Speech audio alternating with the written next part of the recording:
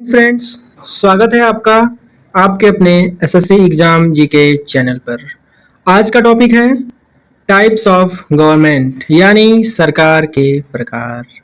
सरकारें मुख्यतः तीन प्रकार की होती हैं, जैसा कि आप सभी जानते हैं। पहला है लेजिस्लेटिव यानी विधायिका, जो कि कानून बनाने का काम करती है। एंड सेकेंड है एग्जीक्यूटिव यानी कार्यपालिका, जो कि विधायिका द्वारा बनाए गए कानून को लागू करने का काम करती है। एंड थर्ड है जुडिशियरी यानी न्यायपालिका। न्यायपालिका का काम होता है कि कोई भी कानून अच्छे से राज्य के अंदर इम्प्लीमेंट हो रहा है या हो रहा है तो उसमें किसी प्रकार की दिक्कत हो रही है तो उसको हल करने का काम न्यायपालिका का होता है, यानी सुप्रीम कोर्ट और हाई कोर्ट। यहाँ पे क्वेश्चन है, राज्य किसे कहते हैं? आपके मन में क्वेश्चन आ रहा होगा कि ये किस तरह का क्वेश्चन है। तो जैसा कि आप सभी जानते होंगे कि जो राज्य होते हैं 28 राज्य होते हैं, UP, Bihar, MP, Madhya Pradesh etc। तो इन्हें राज्य कहते हैं। लेकिन गार्नर के अनुसार राज्य की डिफिनेशन क्या है, थोड़ा देखते हैं। तो गार्नर कहते हैं, ये ब्रिटेन के एक राजनीतिक विचारक थे। इनका कहना है कि अगर किसी क्षेत्र को अगर राज्य कहना है तो उसके 4 गुण होने चाहिए। ये 4 गुण कौन कौन से हैं? पहला देखते हैं, एक निश्चित भाग होना चाहिए, मतलब कोई भी एक क्षेत्र हो और उसका एक निश्चित सीमा हो और उस सीमा के अंदर एक जनसंख्या हो। एक निश्चित जनसंख्या, जाहिर सी बात है, अगर कोई निश्चित भाग है तो उसमें जनसंख्या होगी ही होगी। और उस जनसंख्या को चलाने के लिए वहाँ पे एक सरकार होनी चाहिए जो कि जनसंख्या को कंट्रोल करे, ये नियम बनाए, उन पे शासन करे। और वो सरकार किस तरह की सरकार होनी चाहिए? वो सरकार संप्रभुता वाली सरकार होनी चाहिए, सबऑर्डिनेटी वाली सरकार होनी चाहिए, यानी सरकार के पास संप्रभुता होनी चाहिए, यानी निर्णय लेने की स्वतंत्रता होनी चाहिए, सर्वोच्चता होनी चाहिए।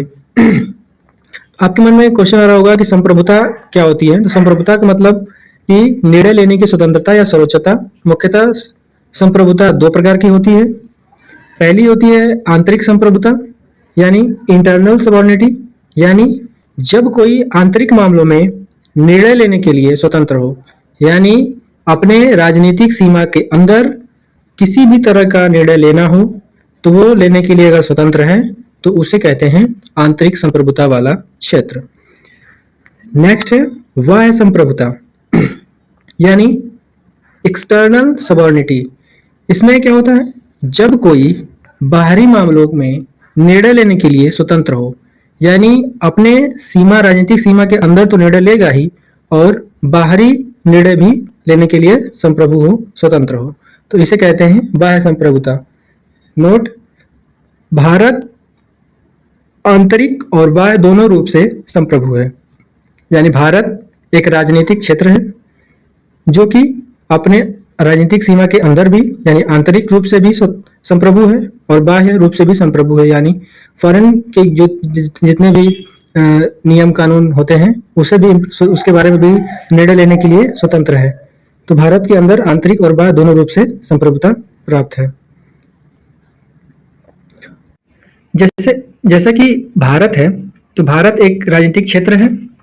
तो गार्नर के अनुसार अगर देखा जाए तो भारत के पास के अनुसार जो 4 चीजें हैं उस पे भारत किस प्रकार, भारत के पास कौन कौन सी क्वालिटीज हैं। जैसे कि भारत के पास एक निश्चित भाग है और उस भाग पे एक जनसंख्या भी है और उस जनसंख्या को कंट्रोल करने के लिए भारत के पास सरकारें भी हैं। एंड नेक्स्ट है संप्रभुता। तो संप्रभुता, जैसा कि अभी मैंने आपको ऊपर बताया कि भारत के पास आंतरिक और बाह्य दोनों रूप से संप्रभुता, दोनों रूप से निर्णय लेने के लिए संप्रभु है, यानी बाहर भी निर्णय ले सकता है और अपने राजनीतिक सीमा के अंदर भी निर्णय ले सकता है। नेक्स्ट है और राज्य के संदर्भ में देखा जाए, जैसे हम लोग जानते हैं कि यूपी, बिहार, इस तरह के, तो इनके अंदर ये 4 गुण है या नहीं, आइए देखते हैं। तो पहला निश्चित भाग तो है ही है, एक राज्य है जैसे यूपी है तो उसका यूपी का एक निश्चित भाग है और उस भाग में निश्चित जनसंख्या भी है। उत्तर प्रदेश की जनसंख्या अलग है, एमपी की संख्या अलग है, बिहार की अलग जनसंख्या है और हर एक राज्य में अपनी अपनी सरकारें भी हैं।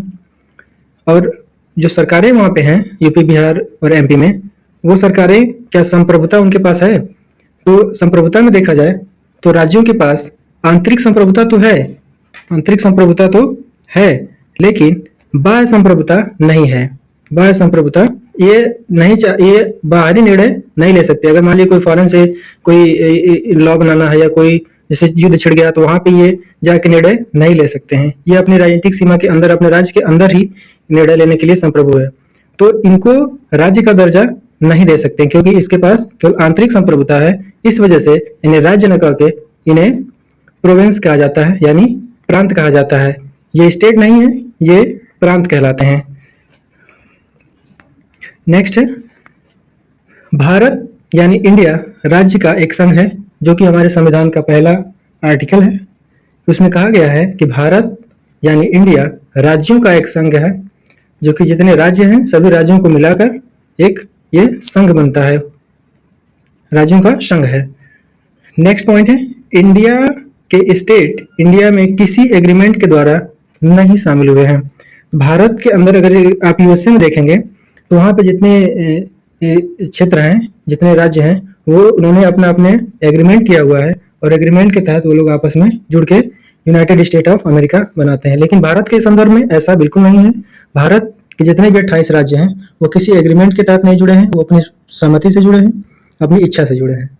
नेक्स्ट पॉइंट है भारत के राज्यों का भारत से अलग होने का अधिकार नहीं है। अगर कोई भी राज्य कल को उठ के कहे कि हम अलग रहेंगे, हम मुझे भारत के साथ नहीं रहना है, तो ऐसा बिल्कुल नहीं हो सकता। ऐसा संविधान में हमारे कोई प्रावधान नहीं है कि अगर कोई भी राज्य उठ के कहे कि मैं अपना अलग कानून बनाऊंगा, मैं अपना अलग रहूंगा, भारत से अलग रहूंगा, विद्रोह छेड़ दे, तो उसे इतना अधिकार नहीं दिया गया है। तो क्यों नहीं दिया गया? क्योंकि ये एक संघ है। तो संघ देख लेते हैं, संघ कितने प्रकार होते हैं।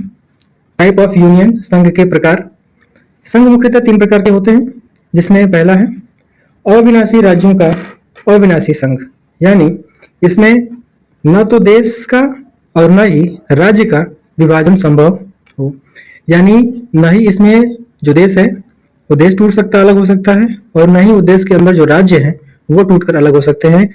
तो इसे कहा जाता है अविनाशी राज्यों का अविनाशी संघ। ठीक है फ्रेंड्स, एग्जाम्पल में देखेंगे यूएसए यानी यूनाइटेड स्टेट ऑफ अमेरिका, इसमें न तो देश अलग हो सकता है न राज्य अलग हो सकता है। ये एक स्ट्रॉन्ग बाउंडिंग है दोनों स्टेट और कंट्री के बीच में। नेक्स्ट पॉइंट है विनाशी राज्यों का अविनाशी संघ। इसमें क्या होता है? ऐसा संघ जिसके राज्यों का विभाजन हो सकता है, यानी एक ऐसा संघ है ये जिसमें राज्य तो अलग हो सकते हैं लेकिन देश अलग नहीं हो सकता। देश एक ही रहेगा लेकिन देश के अंदर जो राज्य हैं वो टूटकर अलग हो सकते हैं, उनका विभाजन हो सकता है। जैसे कि इंडिया है, इंडिया के संदर्भ में आप देखेंगे तो जितने 28 स्टेट हैं वो अगर चाहें आप तो उसमें 2 टुकड़े करते हैं, 3 टुकड़े कर दें, चाहे जितने भी टुकड़े करना चाहें कर दें, लेकिन आप भारत के टुकड़े नहीं कर सकते क्योंकि ये विनाशी राज्यों का अविनाशी संघ है। संघ अविनाशी है, संघ नहीं टूट सकता, लेकिन जो राज्य हैं वो टूटकर छोटे छोटे टुकड़ों में बांट सकते हैं। तो ये देखा आपने, सेकेंड है। एंड थर्ड है विनाशी राज्यों का विनाशी संघ, यानी ऐसा संघ जिसके राज्यों के साथ साथ देश का विभाजन भी संभव हो, यानी ऐसा संघ जिसमें राज्य तो टूटेंगे ही, राज्यों के साथ साथ देश का भी विभाजन संभव होता है। देश भी टूट सकता है चाहे तो, या राज्य भी चाहे तो टूटकर अलग हो सकता है। जैसे एग्जांपल में देखेंगे तो यूएसएसआर एक ऐसा देश है, एक ऐसा संघ है जिसे union of Soviet socialist Republic कहा जाता है। ये चाहे तो देश टूट के अलग भी हो सकता है या इस देश के अंदर जो राज्य हैं वो भी टूट के अलग हो सकते हैं। तो ये आपने देखा कुछ जानकारी जो आपको पसंद आई होगी। तो देखते रहिए इस तरह की इन्फॉर्मेटिव वीडियो के लिए लाइक करिए, सब्सक्राइब करिए और चैनल को ज़्यादा से ज़्यादा शेयर करिए। धन्यवाद।